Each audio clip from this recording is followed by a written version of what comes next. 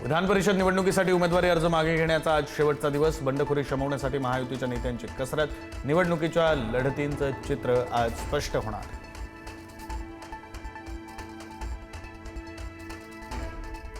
अब्दुल सत्तारांचं बंड अखेर शमलं। उपमुख्यमंत्री शिंदेंच्या मध्यस्थीनंतर सत्तारांचं बंड थंड।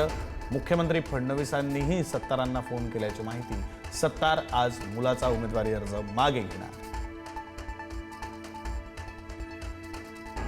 नाशिकमधील भाजपचे बंडखोर गणेश गीते निवडणूक लढवण्यावर ठाम। गिरीश महाजनांशी चर्चेनंतर निर्णय घेणार असल्याची गीतेंची भूमिका। आज अर्ज मागे घेण्याचा शेवटचा दिवस।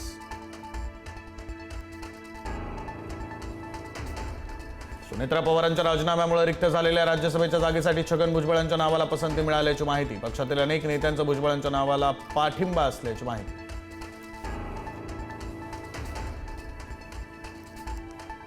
शासकीय कांदा खरेदीतील अटी शिथिल। कांदा उत्पादक शेतकऱ्यांना मोठा दिलासा। उच्च प्रतीच्या कांद्यांमध्ये 30% डाग आणि रंग बदल झालेला कांदा स्वीकारला जाणार।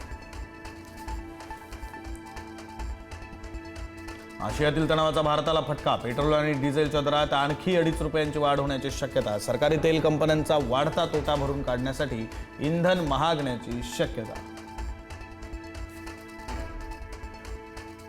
एकतर मोदी सरकार पडणार किंवा देशात आणीबाणी लागू होणार। राहुल गांधी यांचा मोठा दावा। निवडणूक आयोग कमजोर झालाय, राहुल गांधींची टीका।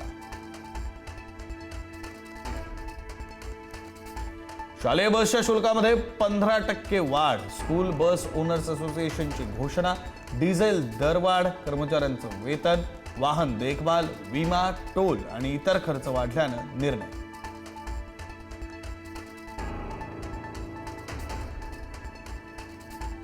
अमेरिकेचा भारतासह 54 देशांमधून होणाऱ्या आयातीवर 12.5% टॅरिफ लावण्याचा प्रस्ताव मान्य झाल्यास व्यापार संबंधामध्ये नवा अडथळा निर्माण होणार। सक्तीच्या मजुरीवरून अमेरिकेचा निर्णय।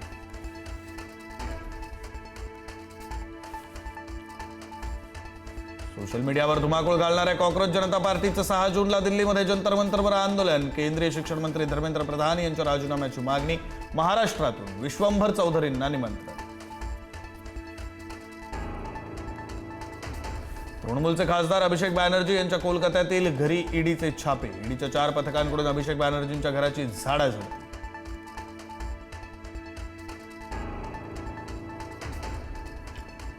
डी.के. शिवकुमार कर्नाटकचे नवे मुख्यमंत्री। शिवकुमार यांच्यासह 13 आमदारांनी घेतली मंत्रिपदाची शपथ घेताच विद्यार्थ्यांसाठी मोठी घोषणा। शाळा महाविद्यालयीन विद्यार्थ्यांसाठी मोफत बस सेवा। दिल्लीच्या मालवीय नगरमध्ये रेस्टॉरंटमध्ये अग्नितांडव। आगीत होरपळून तब्बल 21 जणांचा दुर्दैवी मृत्यू। रेस्टॉरंट मालक लवकेश बजाज याला दिल्ली पोलिसांनी केली अटक।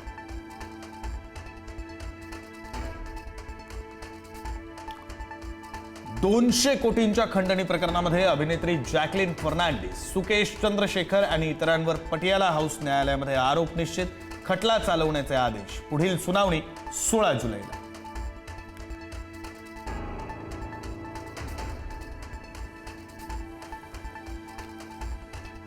अभिनेता रणवीर सिंहवरील बंदी हटवली। विविध चित्रपट संघटनांच्या विनंती आणि हस्तक्षेपानंतर FWICE या संस्थेचा निर्णय।